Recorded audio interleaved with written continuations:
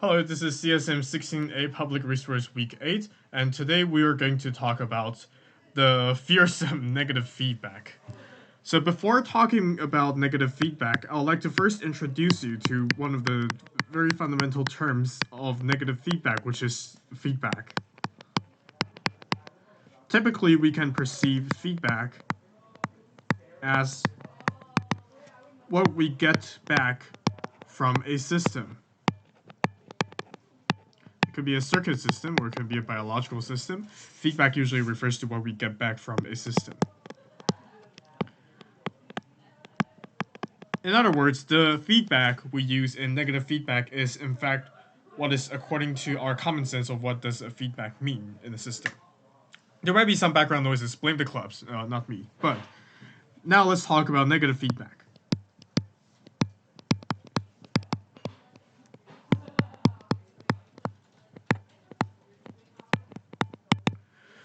What negative feedback means is, well, first of all, to preface the discussion we're going to have, negative feedback is not magic. Negative feedback refers to actually a phenomenon. A phenomenon that happens in some specific circuit systems where increasing the out or increasing an output in general leads to decreasing an output.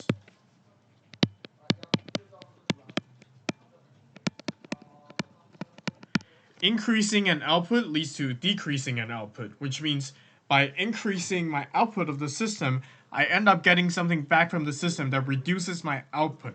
So my feedback is actually subtractive. Is actually subtractive in a way that it lowers my system performance or lowers my system output.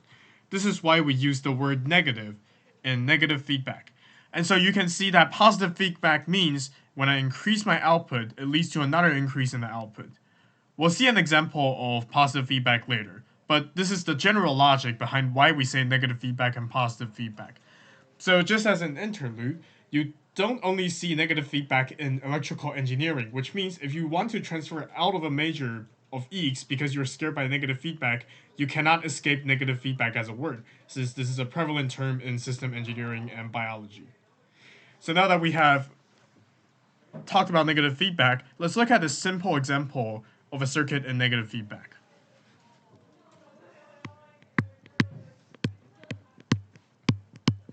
And the simple example I'm going to show you here is the unity gain, or the unity buffer.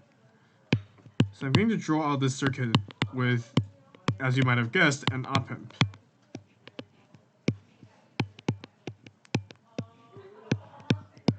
Where I'm going to connect the negative node of the op-amp with the output node of the op-amp. So let's observe how this system works when I increase the output. If I have some way that I can increase the output of the circuit, what happens is, well, we see that U minus, which is the node voltage of the negative node of the op-amp, or U plus is that for the positive node.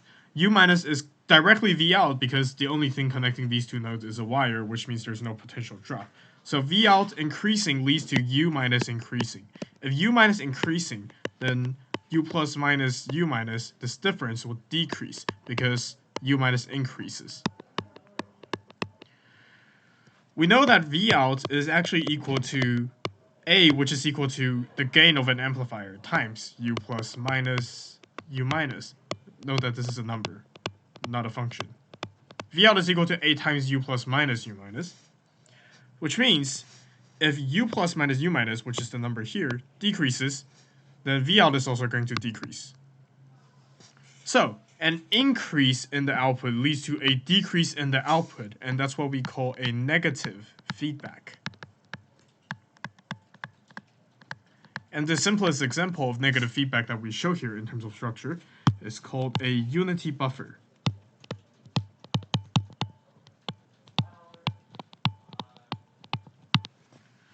Alright, so now let's look at a slightly more complicated example of a negative feedback circuit.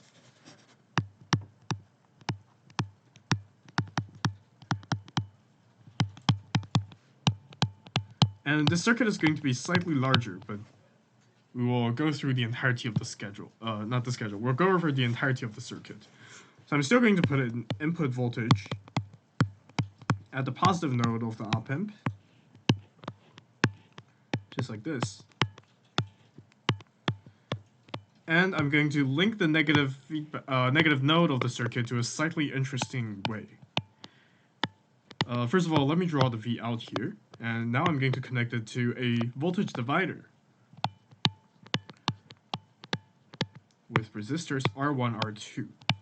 Once again, this is U minus and this is U plus.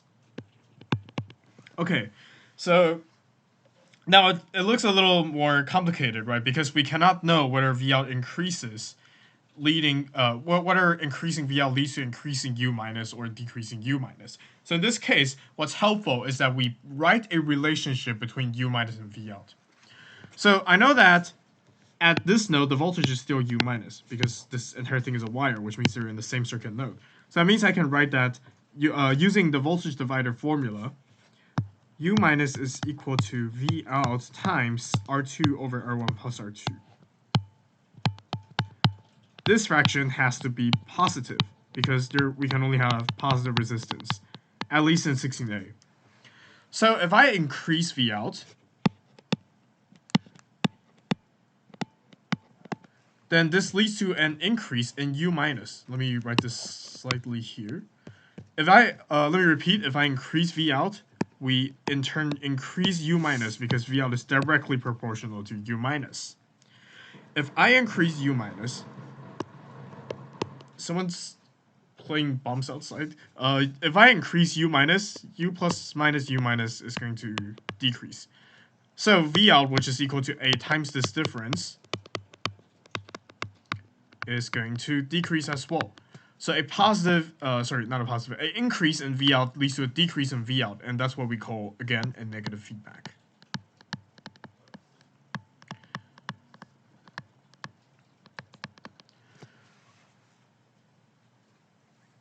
All right. So these are two examples you can see about what is a negative feedback circuit. And once again, the general lesson is that negative feedback happens when an increase in output leads to a decrease in output. So it's not just the fact that we connected the negative node to the output node somehow. It's what matters is that when output increases, it has to lead to a decrease in output throughout this entire sequence of logical steps. And the reason why we write out the relationship between U minus and V out is to help us figure out what's actually happening in the sequence of logic step that we want to use. So let me show you one more thing before we move on to the exam question walkthrough. Suppose I'm going to simplify or generalize. Suppose I generalize any negative feedback circuit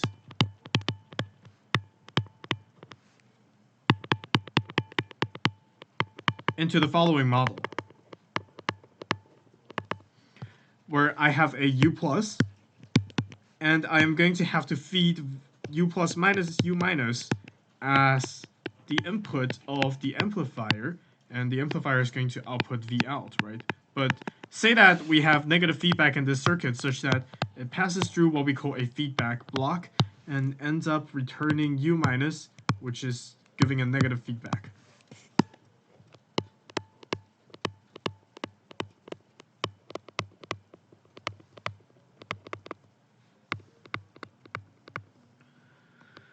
So this block is what we call a feedback block. You might have seen this diagram in the lecture, and this is what it means.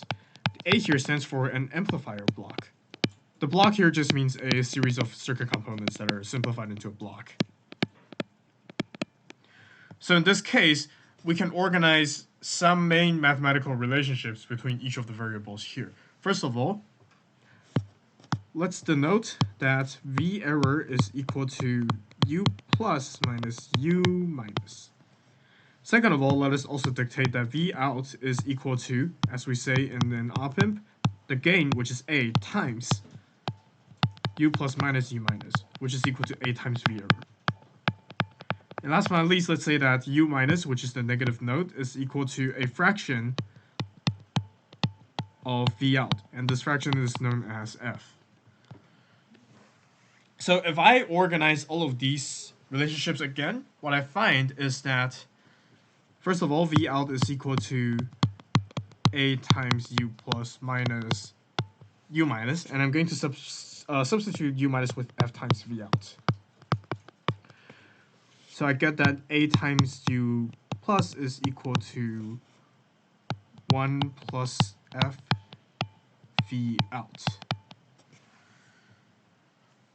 And therefore, V out is actually equal to A over 1 plus F U plus.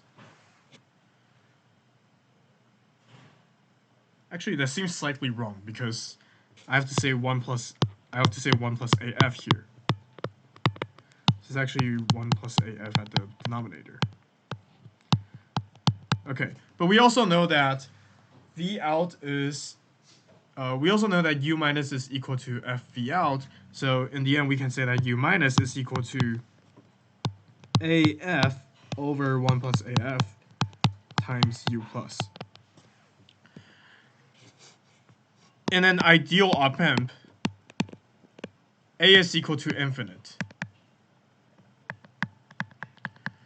which means that the limit of U minus as we approach an ideal op-amp is equal to the limit of A approaching infinity 1 plus AF divided by AF times U plus. And using L'Hopital's rule, what we may then find is that this is equal to U plus itself. Or more specifically, F over F times U plus. Here we're sure that F is not 0 because we have to have negative feedback, which means that there has to be some feedback, and F therefore cannot be 0. So we get that if A is equal to infinity, which means if we're using an ideal op-amp, then under negative feedback, U minus is equal to U plus. And this is what we call the second golden rule of ideal op-amp in negative feedback. Alright, so now that we have configured all of these, let's go ahead and try some exam level problems, which will not be too much hassle, and I will walk you through them.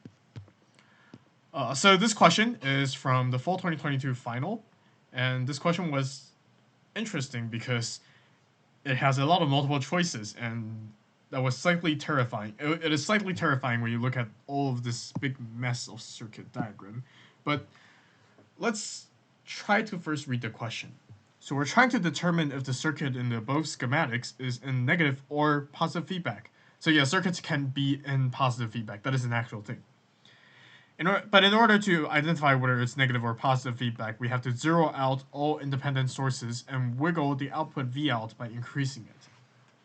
So assume that V out increases in this circuit, how would the other node voltages change? And all the other node voltages are listed up below, so now we have to answer, if we increase V out, what happens to the following voltages? So let's start with analyzing how the circuit goes. So first of all, keep in mind that the current towards the nodes of the op-amp should be 0. So the current towards U minus is 0. But what that means is that the current flowing through R3 is actually also 0. Because I can use KCL here and say that RA3 is equal to I towards U minus. So therefore, the current from the output node is actually only flowing through this loop, if it's flowing at all. The point is that there is no voltage drop across R3.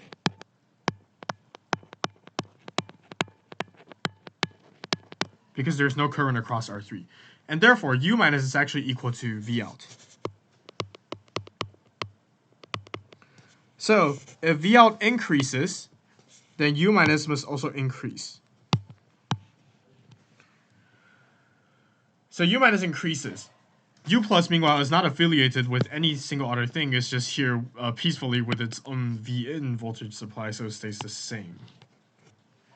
So V error, keep in mind, is equal to U plus minus U minus. I know that U plus stays the same, but U minus increases, so this means that V error decreases.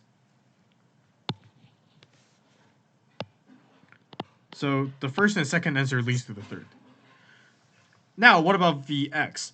Keep in mind that Vx here is at the output node of an op-amp, and this means that Vx should then be equal to its gain, which is a positive integer times u plus, not an integer, positive number, just a positive number, a times u plus minus u minus.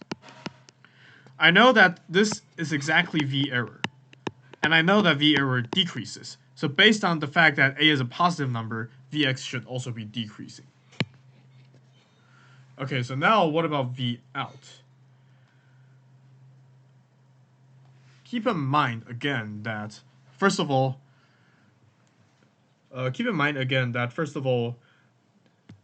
we see that R1, R2, and the op-amp here can form something of a negative feedback, and I'm going to show you that. Suppose I have another UX here, and I have a V out here, and I know that there is going to be current flowing through at this direction, because it's not going to go through this direction. So V out minus IR2 times R2 is equal to UX.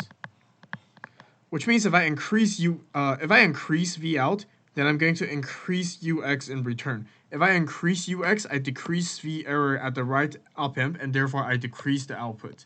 So I can prove that the right op-amp itself, at least, is on a negative feedback loop. And therefore, let me write this down first. This itself is on negative feedback. And therefore, what I can say is that, since this is also assumed to be an ideal op-amp, U plus is equal to U minus. So U minus at the right op-amp is actually 0 volts.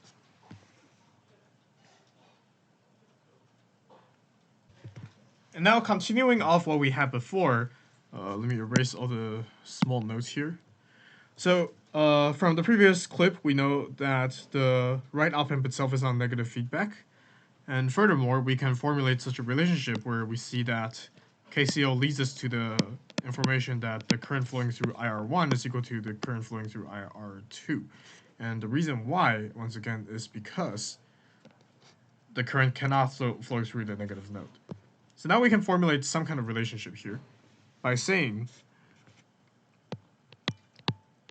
V out over R2 is equal to negative Vx over R1. This is actually an abbreviated version of what I'm going to write next, is that I abbreviated the ground node here when I was trying to formulate the equation. And let me write that out again to show clarity. So we can formulate this relationship for the right, for the op-amp located at the right side of the monitor. That's a better way of saying it. So I'm going to simplify this equation slightly to say that V out is equal to, I'm going to multiply both sides of the equation by R2, so V out is equal to negative Vx times R2 over R1. Therefore, if Vx decreases, then since R2 over R1 should be a positive constant, if Vx decreases, then my V out should increase. At first, we increase V out. An increase in V out leads to an increase in V out. Therefore, this circuit is in a positive feedback. And once again, this is because an increase in V out leads to an increase in V out. Okay, so now let's go through the second part of this problem, which is a different version of the problem. So let's also try to analyze the circuit first. Keep in mind that we're decreasing V out instead of increasing it this time, and we also have a dependent source here. Alright, so first of all, note that the current flowing towards the positive node is going to be 0. So this means that the current flowing through this entire wire, or this entire subsection of the wire, has no current. And therefore, we can conclude that U plus is equal to V out. So first of all, U minus will still stay the same because U minus is not affiliated with any other node, and it's just its own node peacefully with its own voltage source. It's not intervened by other things. So U minus stays the same, but since U plus is equal to V out and we're decreasing V out, we're supposed to be decreasing U plus as well.